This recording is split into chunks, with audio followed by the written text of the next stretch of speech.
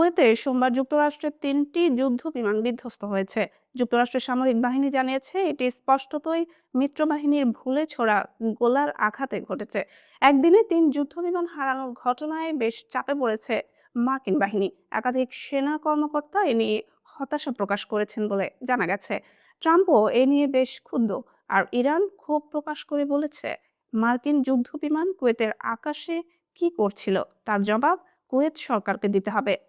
কুয়েতের আকাশ প্রতিরক্ষা ব্যবস্থা থেকে ভুলবশত গোলা ছুড়ে F-15E স্ট্রাইক ঈগল যুদ্ধবিমানগুলো ভূপাতিত হয়েছে।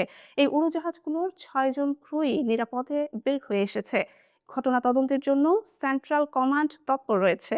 এই বিমানগুলো ইরানের বিরুদ্ধে পরিচালিত অপারেশন এপিক ফিউরি অভিযানের অংশ হিসেবে উঠছিল। কুয়েতের প্রতিরক্ষা মন্ত্রণালয় নিশ্চিত করেছে যুক্তরাষ্ট্রের কয়েকটি যুদ্ধবিমান বিধ্বস্ত হয়েছে। তবে ঠিক কতটি এবং কী কারণে তা নির্দিষ্টভাবে জানানো হয়নি। প্রতিটি যুদ্ধ বিমানের দাম কোটি ডলারেরও বেশি।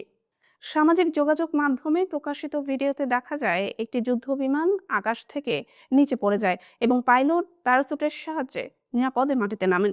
কুয়েতে অবস্থিত মার্কিন বিমান ঘাঁটির কাছাকাছি এই বিধ্বস্ত বিমানটির ঘটনা ঘটেছে। সেন্টকমের বিবৃতিতে বলা হয়েছে, ইরানের উড়োজাহাজ, ব্যালিস্টিক ক্ষেপণাস্ত্র ও ড্রোন হামলার মতো সক্রিয় লড়াই চলাকালে কুয়েতের আকাশ প্রতিরক্ষা ব্যবস্থা থেকে ভুলবশত মার্কিন যুদ্ধ বিমান ভূপাতিত হয়েছে। 6 জন ক্রুই নিরাপদে উদ্ধার করা হয়েছে এবং সবাই স্থিতিশীল অবস্থায় রয়েছে। এ ঘটনা আন্তর্জাতিক সমালোচনার কেন্দ্রবিন্দুতে এসেছে, কারণ বিদেশের মাটিতে যুক্তরাষ্ট্রের যুদ্ধ বিমান বিধ্বস্ত হওয়া তুলনামূলকভাবে বিরল এবং তাৎপর্যপূর্ণ। বিশ্বজুড়ে ক্রমবর্ধমান অনিশ্চয়তার মধ্যে ফ্রান্স তাদের পারমাণবিক বোমার সংখ্যা বাড়ানোর সিদ্ধান্ত নিয়েছে। ফ্রান্সের প্রেসিডেন্ট এমানুয়েল মাখো স্থানীয় সময় সোমবার উত্তর পশ্চিম ফ্রান্সের লং সামরিক ঘাঁটিতে দাঁড়িয়ে এ ঘোষণা দেন। এই ঘাঁটিটি ফ্রান্সের ব্যালিস্টিক ক্ষেপণাস্ত্র বহনকারী সাবমেরিনগুলোর প্রধান কেন্দ্র। এমানুয়েল মাখো বলেন, বর্তমানে ফ্রান্সে ৩০০টির কম পারমাণবিক বোমা রয়েছে। তিনি এই সংখ্যা বাড়ানোর সিদ্ধান্ত নিয়েছেন, যদিও ঠিক কতগুলো বাড়ানো হবে তা তিনি সুনির্দিষ্ট করে বলেননি। ১৯৯২ সালের পর এটি প্রথমবার যে ফ্রান্স তাদের পারমাণবিক অস্ত্রের মজুদ বাড়াচ্ছে।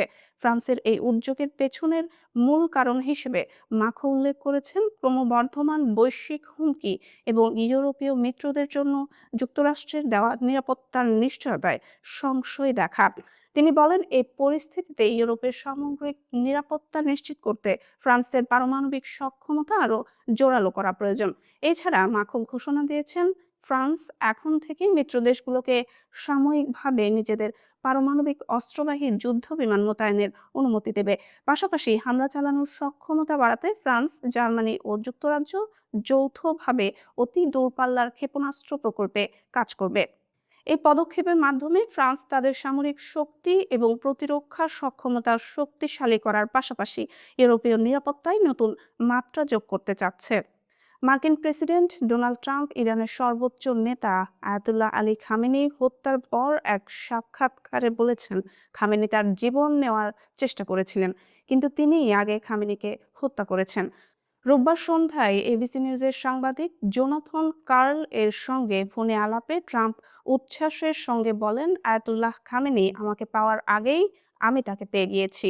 তারা 2বার চেষ্টা করেছিল, আমি প্রথমে তাকে পেয়েছি। জানা যায়, যুক্তরাষ্ট্রের গোয়েন্দাদের একটি সূত্র মনে করে 2024 সালে খামেনি ট্রাম্পকে হত্যা করার চেষ্টা করেছিলেন। ওই বছরই ট্রাম্পের বিরুদ্ধে কয়েকটি হত্যা চেষ্টা ধরা পড়ে।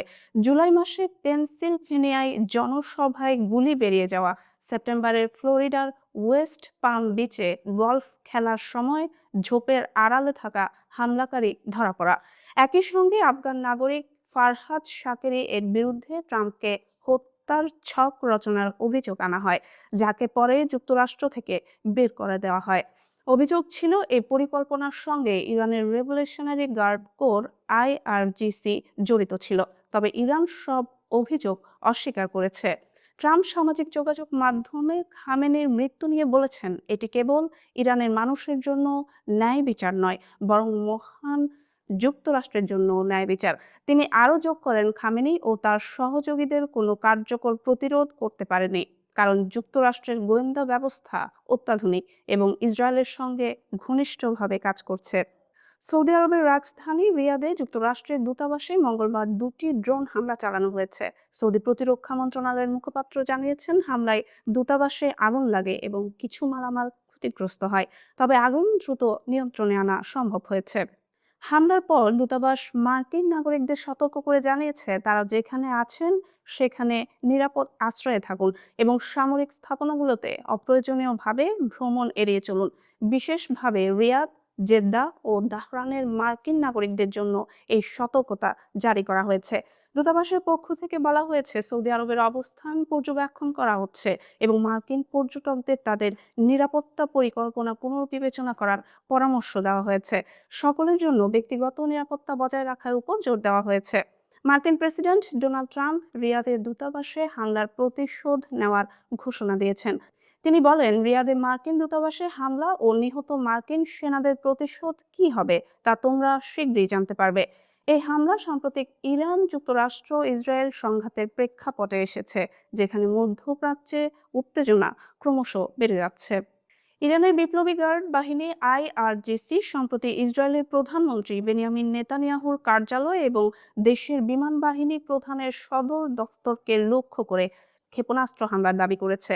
এই হামলার বিষয়ে ইরানের বার্তা সংস্থা ফার্স নিউজ এজেন্সি জানিয়েছে যে আইআরজিসি এই অভিযান চালানোর সময় ইরানের তৈরি খাইবার ক্ষেপণাস্ত্র ব্যবহার করেছে। নেতানিয়াহুর ভাগ্যে কি ঘটেছে তা নিশ্চিত হওয়া যায়নি। বিপ্লবী গার্ডের বিবৃতিতে জায়নবাদী অপরাধী হিসেবে উল্লেখ করা হয়েছে প্রধানমন্ত্রীকে এবং বলা হয়েছে, হামলার লক্ষ্য ছিল তার অফিস ও বিমান বাহিনী প্রধানের সদর দপ্তর। ইরানের দাবি অনুযায়ী এটি একটি পরিকল্পিত এবং নির্দিষ্ট লক্ষ্যবস্তুতে আঘাত হানা অভিযান। অন্যদিকে ইসরায়েলের পক্ষ থেকে জানা গেছে যে এই ক্ষেপণাস্ত্র হামলায় কোনো হতাহতের ঘটনা ঘটেনি এবং ক্ষয়ক্ষতি সীমিত মাত্রায় ছিল। এই ঘটনার পর থেকে মধ্যপ্রাচ্যে উত্তেজনা নতুন করে বৃদ্ধি পেয়েছে এবং আন্তর্জাতিক মহলে এ নিয়ে উদ্বেগ দেখা দিয়েছে। এই হামলা ইরান ইসরায়েল সম্পর্কের মধ্যে তীব্রতা আরও বাড়াতে পারে, বিশেষ করে সাম্প্রতিক সময়ে দুই দেশের মধ্যে সামরিক এবং কূটনৈতিক উত্তেজনা ক্রমেই বেড়ে চলেছে।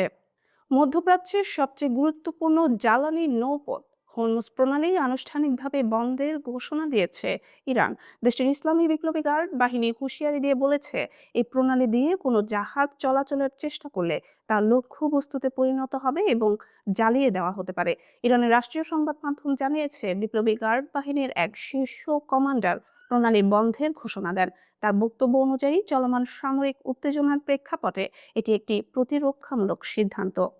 গত শনিবার সকালে যুক্তরাষ্ট্র ও ইসরায়েলের যৌথ হামলায় ইরানের সর্বোচ্চ নেতা আয়াতুল্লাহ আলী খামেনি নিহত হওয়ার পর পরিস্থিতি দ্রুত পাল্টে যায়। এর পরপরই তেহরান কার্যত হরমুজ প্রণালীতে নৌ চলাচল স্থগিত করে এবং মঙ্গলবার আনুষ্ঠানিকভাবে তা বন্ধের ঘোষণা দেয়।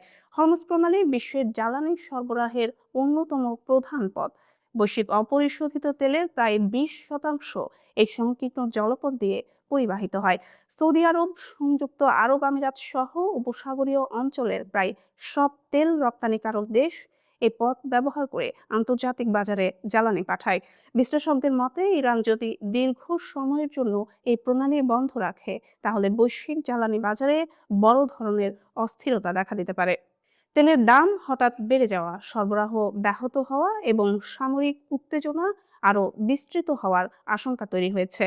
বর্তমানে উপসাগরীয় অঞ্চলে আন্তর্জাতিক নৌবাহিনীর নজরদারি বাড়ানো হয়েছে এবং পরিস্থিতি নিবিড়ভাবে পর্যবেক্ষণ করা হচ্ছে।